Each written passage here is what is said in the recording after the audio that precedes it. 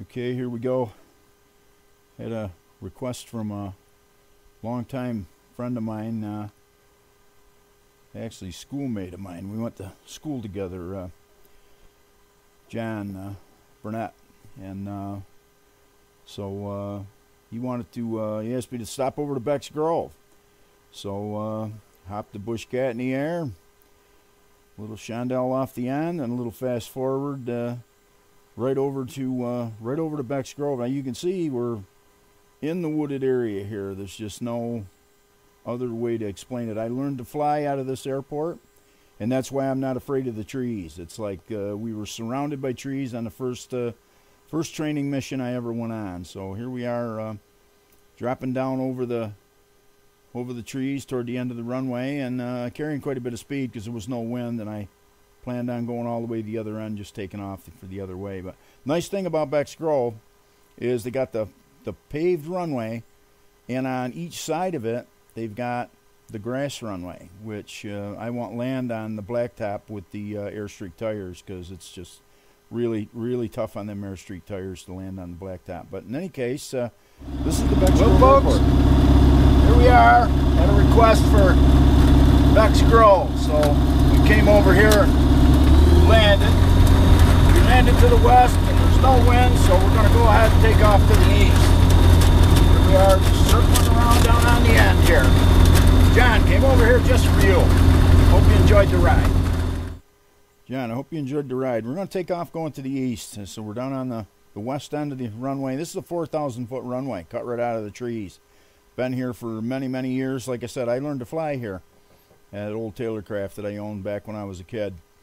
So we hop it in the ground effect, and we're just flying along with it. Now, off to the left, under the left wing, would be where the Beck's Grove restaurant was over there. It's all closed up now. The Duns have passed on, and the building has changed hands. But this is actually Demand Cable.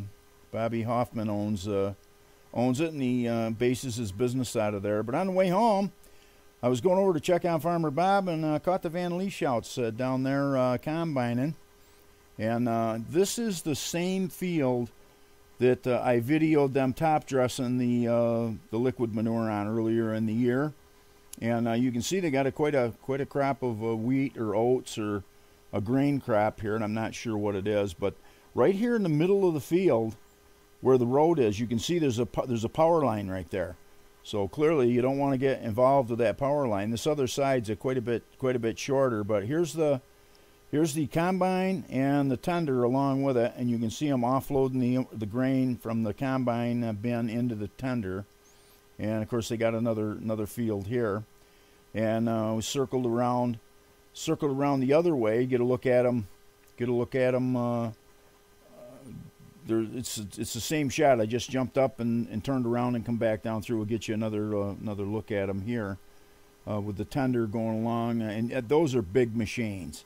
I just can't tell you how modern farming has turned into a mechanized event. And you got to have experienced operators and experienced people helping you, and you got to know the science of when to fertilize and when to plant and when to harvest. And they got a tractor trailer to unload the product into. Here the tender's headed up toward the tractor and trailer. We're going to go see if we can get a look at that. And of course, you know what pulling that flat panel means. It's like we're going to go ahead and try and land down there beside the combine. It looks pretty short. I mean, if you look at that field before the power line down there, that looks like a postage stamp. I'm going to leave myself a little extra speed in case I decide that I'm not going to be able to do it. But I feel pretty confident that we can get in and get back out of there with the BushCat without any problem. So we're just letting it down in, and you can see I've carried quite a bit of speed over that little fence there. And of course I said, it'll settle right on. So I let it touch the ground, and I still could have went around if I'd have had to. But I said, I can get stopped without any problem. I got stopped without any brakes, as a matter of fact. But you can see the way the wind was blowing. It was a little bit on my tail. That's why it took a little more runway than I was usually used to. But I'm going to taxi around here by the tractor and trailer and the tender and you get a look at how big this equipment is. I mean, obviously you know how big a tractor trailer with a dump trailer on it is, but this tender is actually as tall or taller than the tractor trailer, and you can see the grain going into it right there. But that tender is actually a little bit bigger. And look at this, dual wheels on the back of this tractor and dual wheels on the front of it. I mean, that's a pretty good big size machine right there. So I said, well, no need of taxiing all the way back to the other end, and I didn't want to go across the power lines anyway. So I said, I think we got room enough right here. I said, we'll just taxi right around and go right back up that lane between the straw that I taxied down, and just put the power on. You can see they moved the tender ahead, and the tractor trailer sits there. He hopped the BushCat in the air, and then instead of trying to climb over the trees, we'll just go over the corn here. So, but hope you enjoyed the look at the VanLieshouts combining.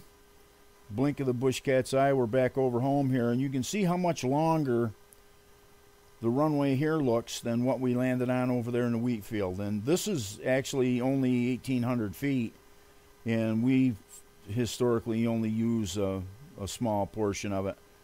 But just flew her down in there, a little side slip, planted her on the ground for a wheel landing, and back home. Hope you enjoyed the ride over to Beck's Grove and watching the VanLieshouts combining.